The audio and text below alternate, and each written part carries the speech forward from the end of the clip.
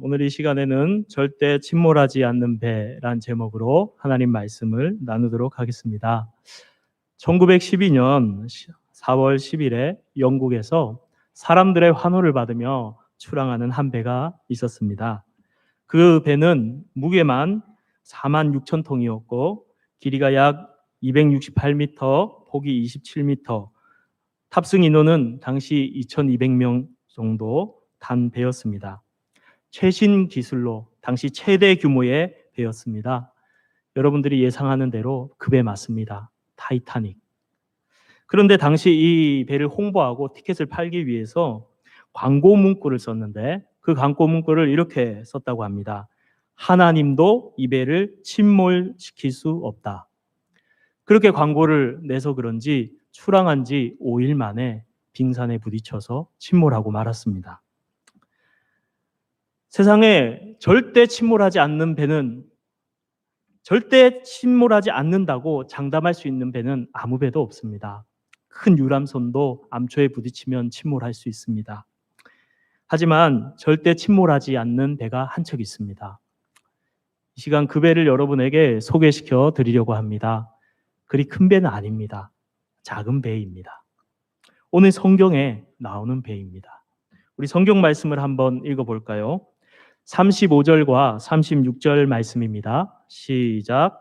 그날 저물 때에 제자들에게 이르시되 우리가 저편으로 건너가자 하시니 그들이 무리를 떠나 예수를 배에 계신 그대로 모시고 가매 다른 배들도 함께 하더니. 아멘. 그날 저물 때에 이렇게 말합니다. 시간이 해가 저물어 가고 있군요. 이때에 날이 저물도록 주님과 우리 예수님과 제자들은 도대체 무엇을 하고 있었을까요? 바로 앞에 나오는 본문 마가복음 4장 1절에서 34절에 보면 그날 예수님께서는 바닷가에서 가르치셨습니다. 은혜로운 말씀이 선포되자 많은 사람들이 그 말씀 더 들으려고 온 동네 사람들이 몰려오기 시작했습니다. 계속해서 오다 보니 예수님과 제자들이 그 몰려오는 사람들 때문에 바다에 빠질 지경이 됐습니다. 그래서 바다 위에 강단을 하나 띄웠습니다. 작은 배지요. 그 배에 예수님과 제자들이 오르셔서 하나님 말씀을 선포하셨습니다. 갈릴리 바다에 실제로 가보니 그 멀리 갈릴리 바다 저편에 만년설인 헤르몬산이 살짝 보이고 그리고 파도 소리가 작은 바다이지만 찰싹거리며 들려옵니다. 그 바다에 배를 띄워놓고 예수님께서 바람을 등지고 청중을 향해서 은혜로운 하나님 말씀을 전파하십니다. 바닷가의 해안에서 수많은 무리들이 주님의 말씀을 듣고 있습니다. 찰랑거리는 소리를 뚫고 바다 소리에 그 바람에 실려 주님의 음성이 또렷이 들려왔습니다. 하나님 나라는 사람이 씨를 땅에 뿌린 것과 같으니 예수님 바로 하나님 나라의 비유들을 이야기하셨어요. 당시 이스라엘 사람들은 하나님 나라를 기다렸거든요. 그런데 그 은혜로운 말씀, 기다렸던 소망의 말씀을 들으면서 그들이 얼마나 은혜를 받고 위로를 얻고 소망을 가졌을까요? 얼마나 낭만적인 풍경입니까? 그렇게 하루 종일 말씀을 듣다 보니 해가 저물었고 실제 갈릴리 바다에 해가 저물 때에 붉게 물드는 아주 아름다운 모습 장관이 펼쳐지는데 그 장관 가운데서 예수님의 말씀을 듣는 무리들과 그리고 제자들, 예수님께서는 제자들에게 말씀하셨습니다. 이제 건너가자. 예수님이 타신 그 배 그대로 무태 내리지 않고 방향을 돌려 건너편으로 갑니다. 주님의 말씀을 들었던 그 무리들 중에 그 말씀이 너무 은혜되고 좋아서 예수님을 따라서 다른 배들도 오늘 성경에 보면 같이 건너갔다고 했어요. 그 정도로 너무나 좋은 시간이었습니다.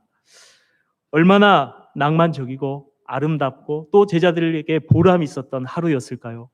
그렇게 배를 타고 건너가는데 마치 우리가 주일날 교회 와서 예배를 드리면서 은혜를 충만하게 받고 성도들과 교제를 나누면서 예수님이 옆에 계신 것 같아서 같이 위로를 많이 받고 그렇게 집에 돌아가는 것처럼 그렇게 가고 있었을 것입니다. 여기서 끝나면 얼마나 평화롭고 좋겠습니까? 하지만 좋은 풍경이 그것만 보이면 우리는 뭔가 모르게 불안해지기 시작합니다. 경험적으로 무슨 일인가 벌어질 것 같죠. 맞습니다. 여러분 예상한 대로 큰일이 벌어집니다. 우리 37절 말씀을 같이 읽겠습니다. 시작. 큰 광풍이 일어나며 물결이 배에 부딪혀 들어와 배에 가득하게 되었더라.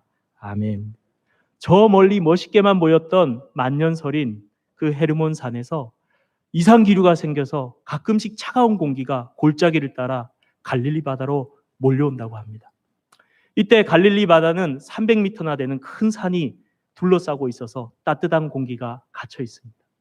이 헤르몬 산에서 차가운 공기와 갈릴리 바다의 따뜻한 공기가 부딪히는 순간 큰 광풍이 일어난답니다. 2m씩 되는 막 파도가 일어난대. 여기서 큰 광풍을 원어로 보니까 메가스 라일랍스, 큰 폭풍, 갑자기 크고 격렬하고 사나운 돌풍이 갈릴리 바다에 막 불어왔던 거예요. 여러분, 제가 풍랑을 한번 경험해 봤으면 실감나게 이야기할 텐데 너무 아쉽죠. 그래서 제가 어제 유튜브를 보고 풍랑 있는 바다를 봤는데 너무 무섭더라고요. 실제로 본 적도 있습니다. 태풍이 부는 날 영도 앞바다에 가서 태풍이 아직 완전히 오진 않았는데 어떤 느낌일까 궁금해서 가서 봤어요. 봤는데 바람이 엄청나게 불면서 한 진짜 2m씩 되는 파도가 끊임없이 밀려오고 물결이 정신없이 치고 있는데 너무 무서워서 가까이 가지 못하고 저 멀리서 이렇게 구경한 적이 있습니다.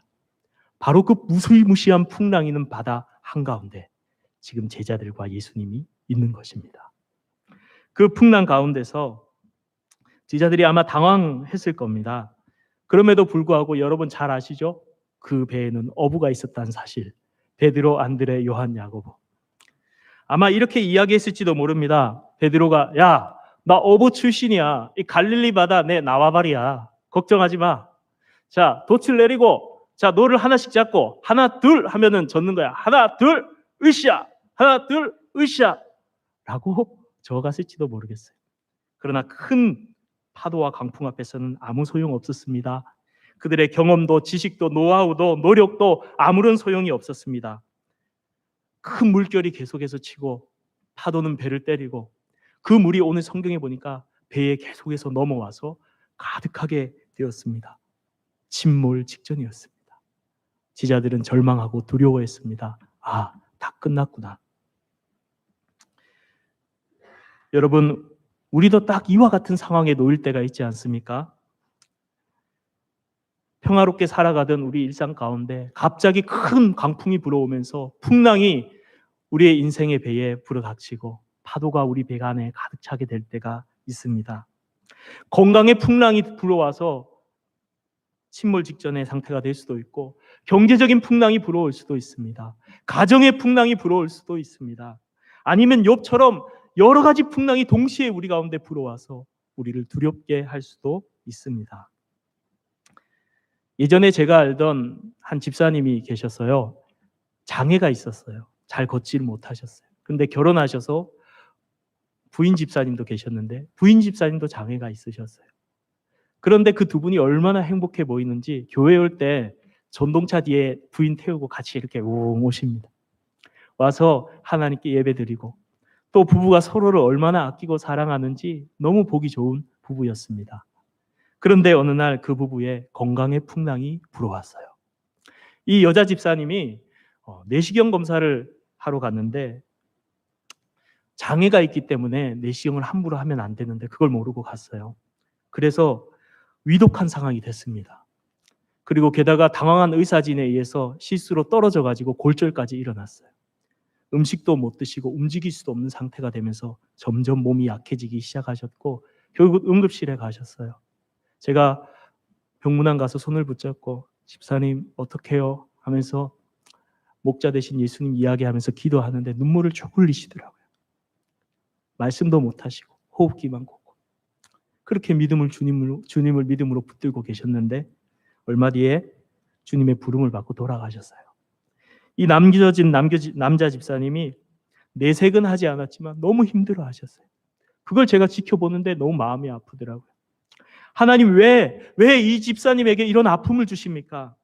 하나님 이렇게나 잘 믿고 주님을 섬기고 따랐는데 왜 이런 풍랑을 이 집사님에게 주십니까?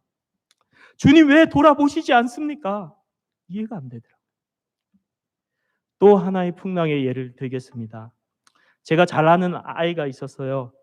교회도 잘 다녔고 행복한 가정이었습니다. 엄마도 얼마나 장난기도 많고 유머러스한지 아빠와 동생도 있었어요. 그런데 어느 날 이 가정에 풍랑이 불어왔어요. 어머니가 바람이 나서 자기와 동생을 버리고 떠났어요. 결국 이혼을 하고 아버지는 너무 충격에 빠져서 일에만 몰두하고 자녀들도 돌아보지 않았어요. 무언가 위로를 해줘야 되는데 아무도 위로하지 않았어요. 오히려 할머니와 큰어머니는 이 위로받아야 될 아이들에게 도망간 엄마에 대한 욕을 했어요. 큰 상처를 받고 이 아이들은 너무 고생을 했습니다.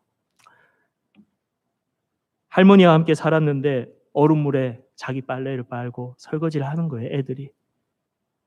그리고 끼니도 굶을 때가 참 많은 거예요. 자살하고 싶은 마음까지 그 아이는 들었습니다.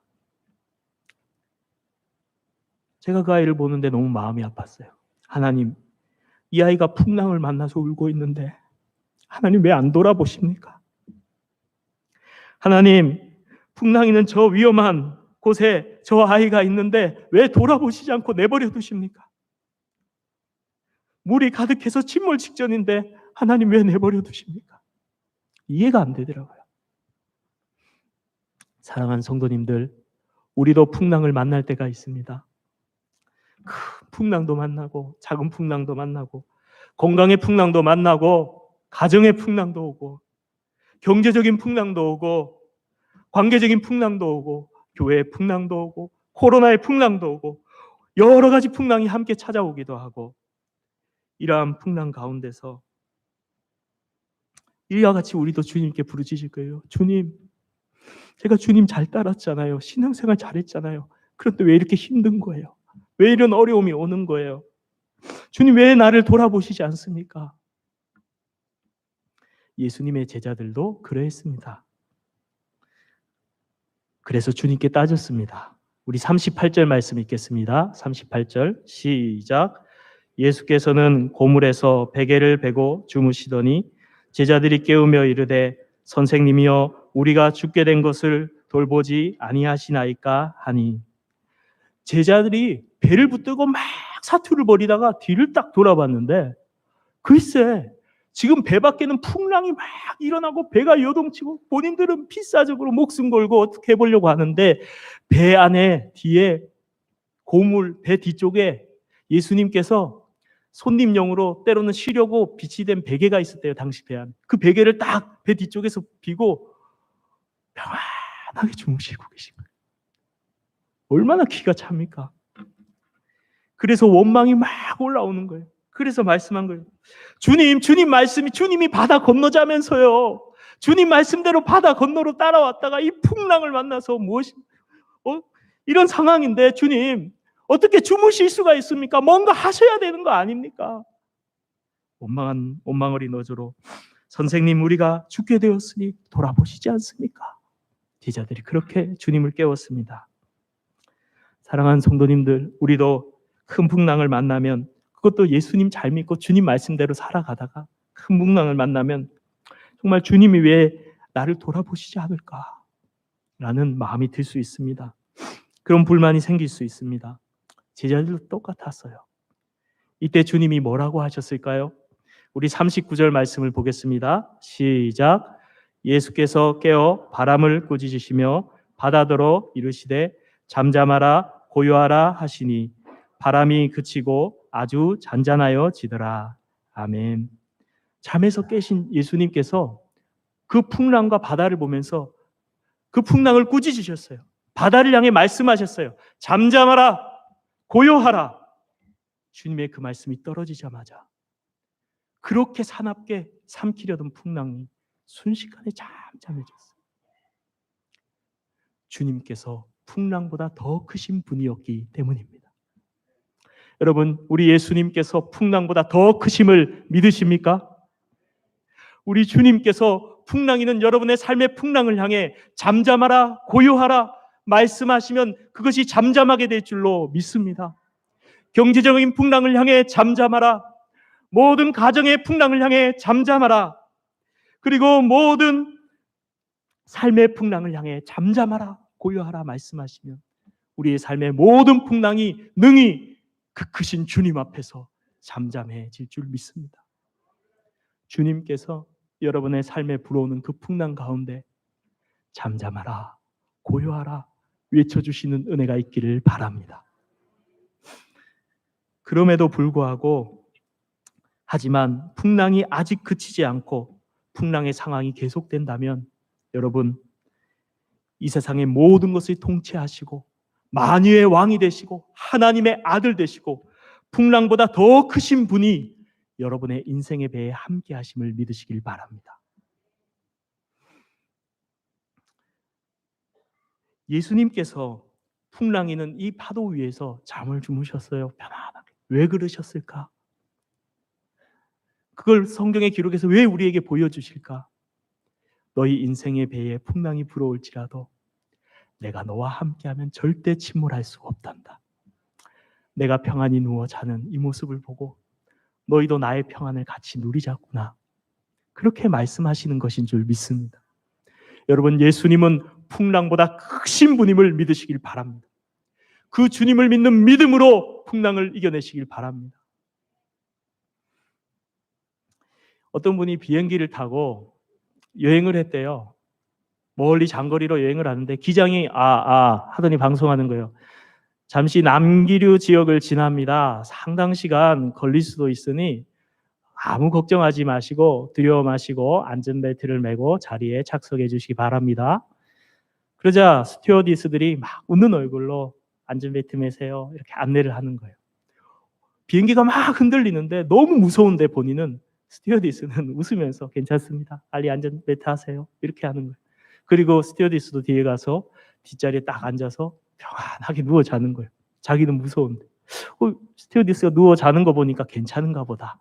그래서 그분도 평안하게 한숨 자고 눈을 떴더니 잔잔한 태평양 바다 위를 나르고 있더라는 거예요.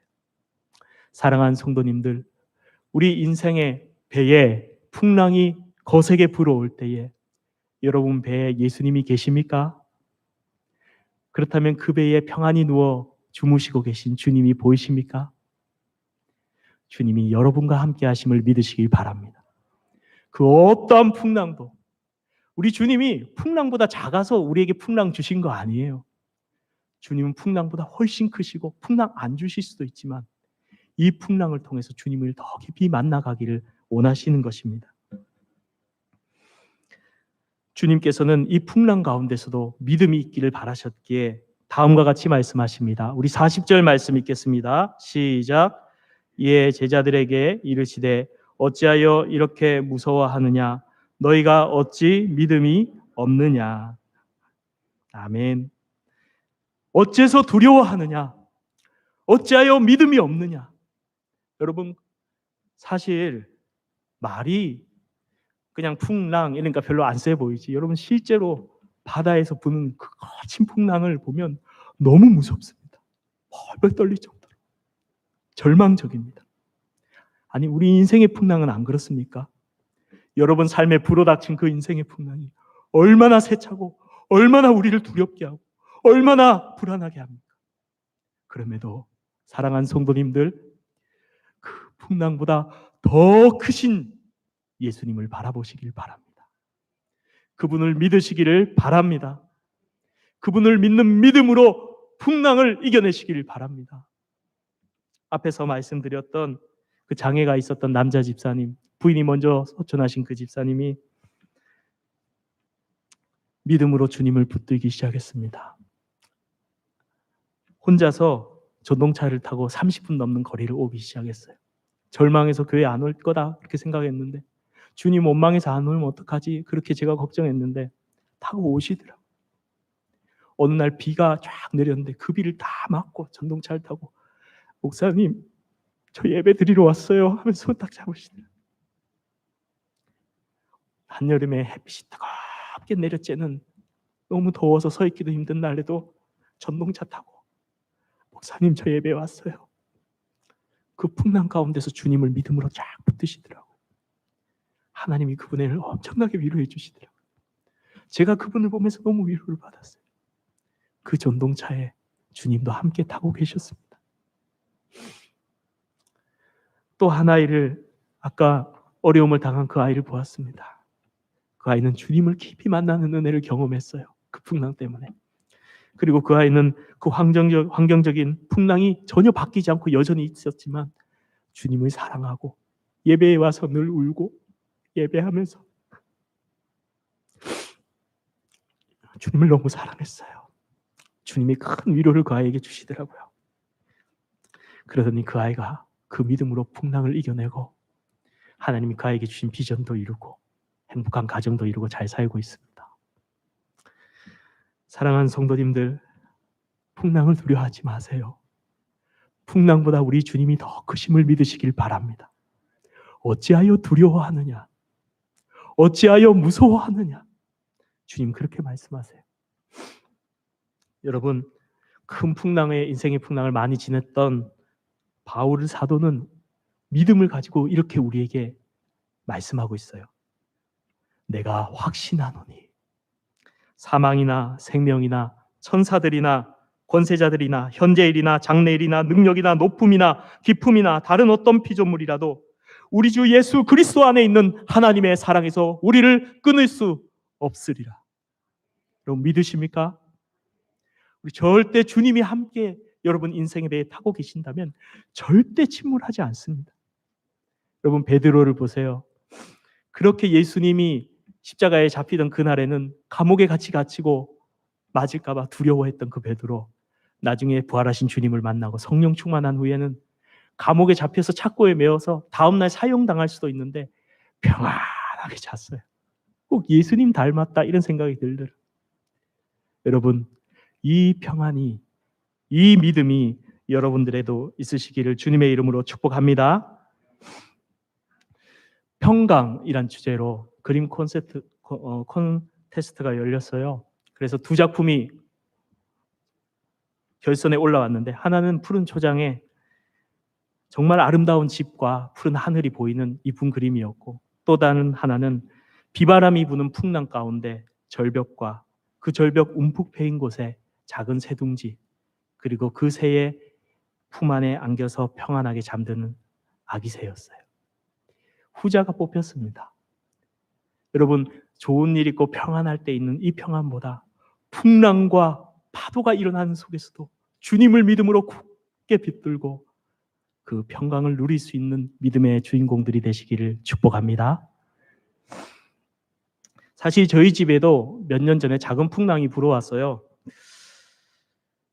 집사람이 신장 쪽이 계속 아프다는 거예요. 그래서 병원에 갔는데 의사 선생님이 암이라고, 지금 빨리 수술해야 된다고, 전이가 어떻게 됐는지 잘 모르겠다고, 날짜 빨리 잡으라고 하시는 거예요. 눈앞이 깜깜해졌습니다. 아이들 2명 5살, 밑에 또 한 아이가 있는데 이 아이들 어떡하고, 우리 집사람은 어떡해요? 기도하는데 하나님 주님 말씀대로 잘 순종했는데 왜 이러세요? 눈물만 나더라고요. 제가 너무 힘들어서 5살짜리 아이들을 불러놓고 기도 부탁을 했습니다. 엄마 아프대, 같이 기도하자. 하나님 엄마 낫게 해주세요.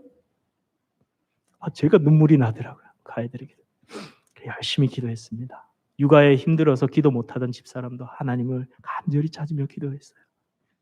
그러다가 다른 한 병원에 또 갔는데 거기서는 또 다른 증상일 수 있다고 한 달 더 기다려보자고 해요.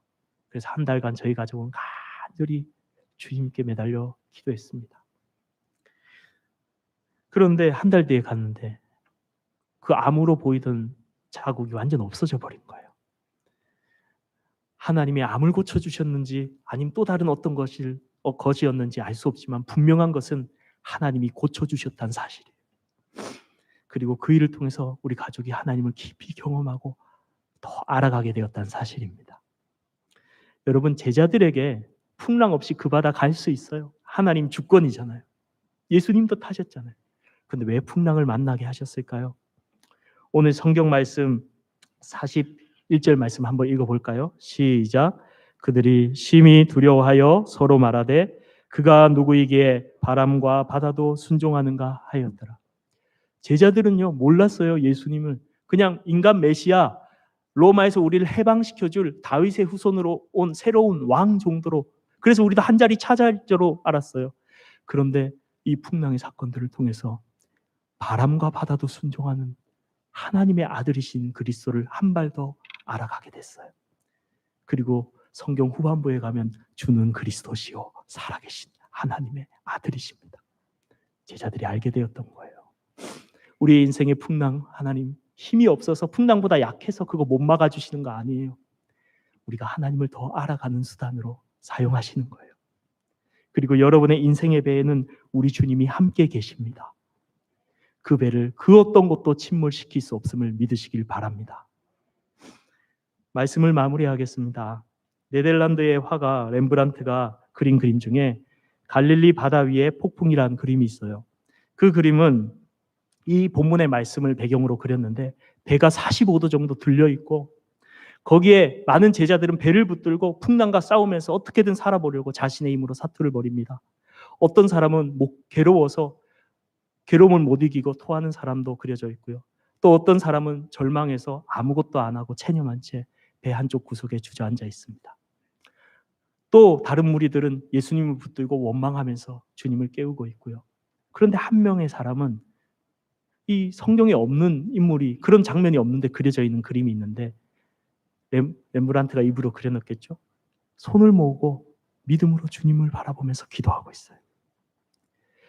그런데 가만히 예수님 빼고 그 사람 숫자를 세보면 13명이에요. 제자가 12명인데.